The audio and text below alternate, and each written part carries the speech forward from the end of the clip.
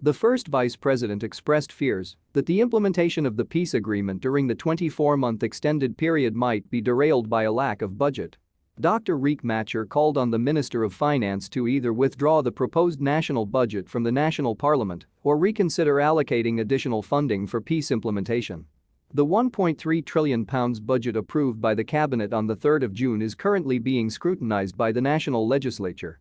By law, the country's budget implementation begins on July 1 each year, but last month President Salva Kiir withheld this for another 3 months.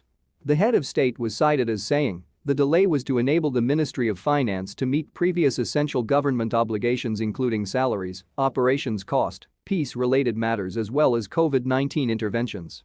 According to Dr. Machar, the allocation made for implementation of the pending tasks of the 2018 peace accord is adequate. Addressing the mourners at the funeral prayer for the late Manawa Peter Gatkuith, Machar warned that failure to increase the budget will derail the 2-year extension of the transitional period. If the resources are not there, then the 24 months will be wasted, but once the resources are provided, then the major challenge after the security arrangements would have been resolved. The national legislature has a role in this, said Dr. Machar.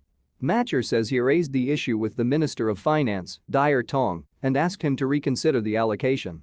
Unified forces during a graduation rehearsal at the Dr. John Garang Mausoleum yesterday. The current budget, which has been discussed in the national legislature, has a very small companion of peace budget, said Machar. In the consultation we had with the Ministry of Finance, he had an option to withdraw the budget or to give a supplementary budget so that the roadmap can be factored in.